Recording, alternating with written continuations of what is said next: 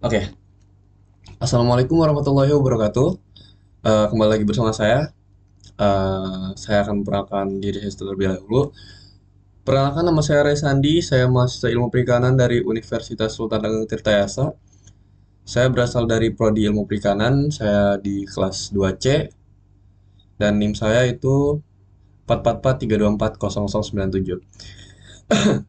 Oke, baik, kali ini saya akan menjelaskan mengenai materi yaitu lingkungan laut atau ekologi laut. Yang dimana materi ini diampu di dalam mata kuliah oceanografi. Kita langsung saja ke dalam materinya. Yang pertama di sini ada materi atau sebenarnya daftar isi. Yang pertama itu ada pengertian laut, dan kedua itu pembagian habitat laut menurut kedalaman dan penetrasi cahayanya. Kemudian yang ketiga itu pembagian habitat laut secara horizontal. Nomor 4 itu pembagian lingkungan bentik. Nah, nomor 5 itu pengertian ekologi laut serta klasifikasi dan strategi adaptasi hewan laut di zona pelagis. Oke. Yang pertama itu ada pengertian laut itu sendiri, teman-teman. Nah, jadi laut itu bagian dari perairan asin yang sangat luas yang menghubungkan daratan dan mencakup kurang lebih 71% yang ada di permukaan bumi ini. Nah, jika seperti itu, yang berarti laut ini sangat luas dan jumlah perairan laut ini sendiri lebih banyak dibandingkan daratan yang ada di bumi itu, teman-teman. Nah, yang pertama, laut ini kan mempunyai karakteristik. Yang pertama yaitu ya, salinitasnya tinggi. Rata-rata salinitas yang ditemukan di air laut itu yaitu 3,5%. Yang kedua yaitu dipengaruhi oleh pasang surut, arus, dan gelombang. Nah, berbeda dengan perairan lainnya seperti danau, rawa, dan juga embung ataupun sebagainya. Laut ini itu dipengaruhi oleh pasang surut, arus, dan juga gelombang. Kenapa? Karena di air laut sendiri itu bisa dipengaruhi oleh yang namanya gelombang angin ataupun eh, cahaya matahari seperti itu, yang menyebabkan dia memiliki gelombang ataupun pasang surut. Dan pasang surut tersendiri itu disebabkan oleh tarikan gravitasi bulan. Berbeda dengan eh, perairan seperti danau ataupun waduk segala macam itu tidak dipengaruhi oleh gravitasi seperti itu. Dan biasanya pasang surut itu terjadi hanya di laut dan arus dan gelombang seperti itu. Kemudian yang ketiga itu memiliki keanekaragaman hayati yang sangat tinggi. Nah, teman-teman, jadi di laut itu sendiri sebenarnya itu bukan hanya tempat tinggal ikan, namun juga biota-biota unik lainnya seperti terumbu karang, plankton, kemudian apa lagi ya? Banyak lah seperti kepiting ataupun hewan-hewan aneh lainnya ataupun hewan-hewan unik lainnya yang ada dalam sana, teman-teman. Walaupun yang sering kita lihat itu ikan-ikan unik seperti Nemo yang sangat lucu seperti itu, namun di dalam laut sendiri memiliki zona-zona yang dimana ketika kita semakin dalam untuk menyelam gitu, kita akan melihat lebih banyak hewan-hewan unik di dalamnya seperti itu. Kemudian ada pembagian habitat laut menurut kedalaman dan penetrasi cahayanya. Nah, yang pertama itu zona fotik atau eupotik. Nah, zona ini yaitu memiliki kedalaman dari 0 sampai 200 meter di bawah permukaan laut. Nah, di zona ini cahaya itu masih masuk dan masih bisa untuk fotosintesis fitoplankton dan juga terumbu karang. Nah, mengapa cahaya matahari ini hanya sampai 200 meter? Karena ketika cahaya itu masuk ke dalam permukaan air, cahaya itu akan dihamburkan oleh air itu sendiri, teman-teman. Sehingga kalau misalkan kedalaman itu semakin dalam, nah, itu akan menyebabkan matahari tidak bisa menembus sampai kedalaman tertentu seperti itu. Dan juga cahaya matahari sendiri itu sangat penting untuk kehidupan terumbu karang dan juga fitoplankton. Kenapa? Karena fitoplankton dan juga terumbu karang ini, mereka ini membutuhkan yang namanya fotosintesis untuk bertahan hidup seperti itu, teman-teman. Kemudian ada zona disfotik atau twilight. Nah, di zona ini ada yaitu 200 sampai 1000 meter di bawah permukaan laut. Nah, di sini yaitu cahayanya redup, tidak cukup untuk fotosintesis. Seperti yang saya jelaskan sebelumnya, ketika cahaya matahari itu masuk ke dalam laut, cahaya itu akan dihamburkan oleh air. Nah, sehingga ketika sudah memasuki kedalaman 200 hingga 1000 meter, itu biasanya cahaya sudah terhambur. Nah, teman-teman, jadi tidak cukup untuk fotosintesis fitoplankton ataupun terumbu karang. Dan juga di kedalaman ini biasanya hanya jenis-jenis terumbu karang tertentu yang bisa bertahan hidup di zona tersebut, teman-teman. Nah, biasanya itu dihuni oleh hewan seperti ubur-ubur dan ikan bioluminescens. Nah, kemudian yang ketiga itu ada zona afotik atau apotik. Kedalamannya yaitu lebih dari 1000 meter. Nah, di kedalaman ini itu sudah sama sekali cahaya matahari tidak bisa memasuki perairan tersebut atau zona tersebut. Yang dimana berarti itu gelap total. Bergantung pada detritus atau kemosintesis. Nah, kemosintesis itu seperti apa? Saya sebelum mencari tahu untuk kemosintesis, tapi untuk lebih singkatnya, ketika di bawah permukaan lebih dari 1000 meter tersebut, ikan-ikan itu sudah tidak lagi membutuhkan yang namanya cahaya matahari. Karena cahaya matahari sudah pasti tidak bisa memasuki perairan tersebut dan berkurangnya plankton yang ada di dalam apa namanya perairan tersebut. Nah, kemudian ikan-ikan makannya dari mana? Biasanya di dalam perairan tersebut itu ikan-ikan hanya bisa menunggu makan atau dimakan ataupun memakan sisa-sisa bangkai seperti itu. Entah itu penjelasan dari kemosintesis atau bukan, tapi jika salah mohon dikoreksi lagi. Tapi biasanya di kedalaman 1000 meter ini ikan-ikan itu makan atau dimakan ataupun memakan bangkai ikan-ikan besar seperti paus ataupun hiu yang sudah mati di perairan atas kemudian sampai bawah itu kemudian mereka makan gitu seperti itu teman-teman.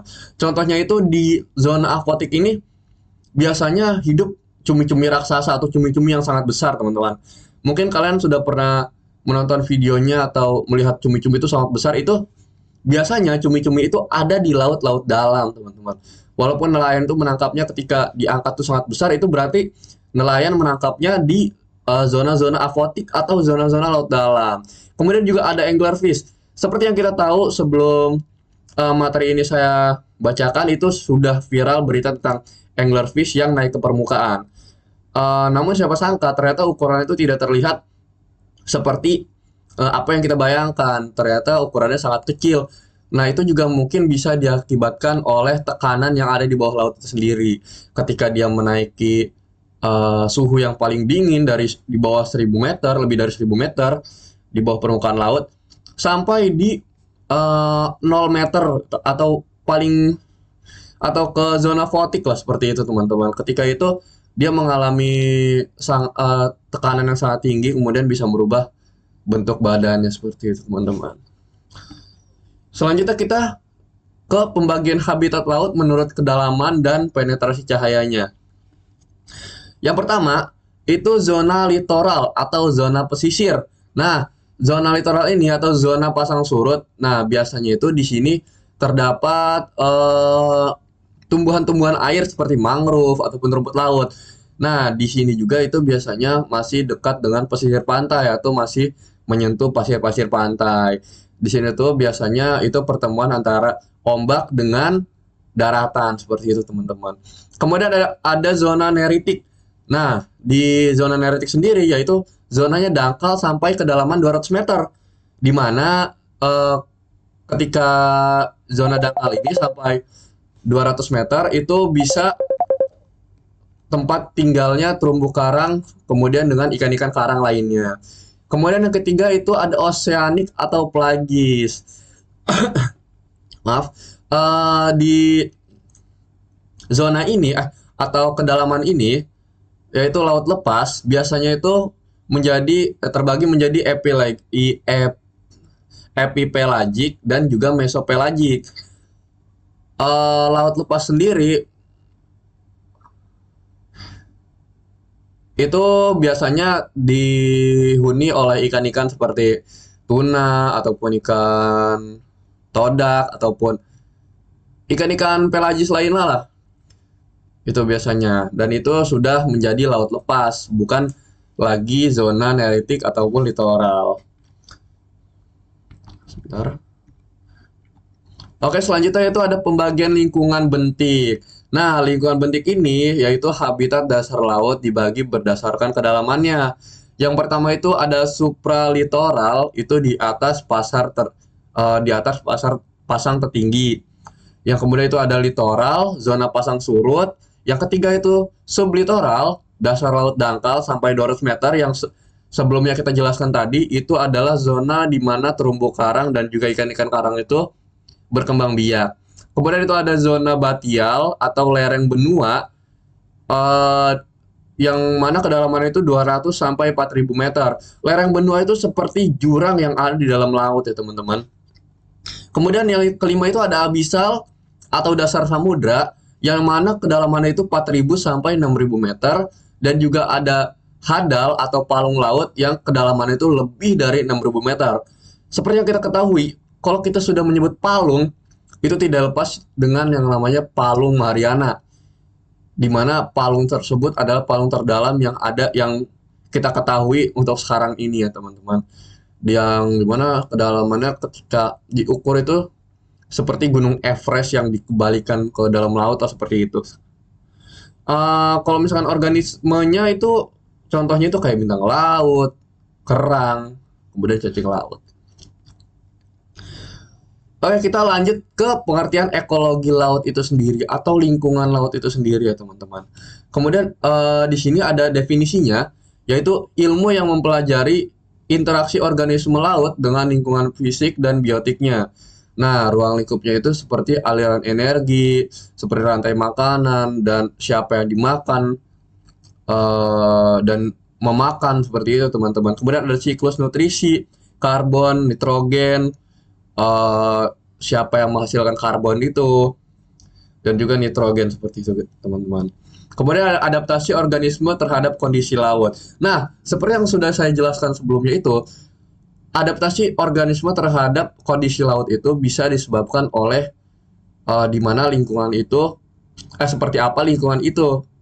Seperti misalkan anglerfish yang ada di kedalaman lebih dari 1.000 meter, mereka membutuhkan cahaya kan, tapi dikarenakan cahaya matahari itu tidak bisa menembus di lebih dari 200 meter di bawah permukaan laut, itu mereka mempunyai yang namanya apa ya, semacam itu untuk cahaya lah di kepala mereka gitu tuh. Itu biasanya adaptasi organisme terhadap kondisi laut itu sendiri, teman-teman.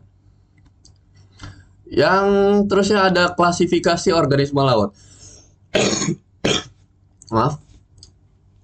Berdasarkan habitatnya dan cara hidup. Yang pertama, yaitu bentos atau hidup di dasar laut. Nah, bentos ini sebenarnya pengertiannya itu tidak hanya hidup di dasar laut. Namun, bentos tersebut biasanya hidup di substrat ataupun menempel pada substrat seperti itu, teman-teman.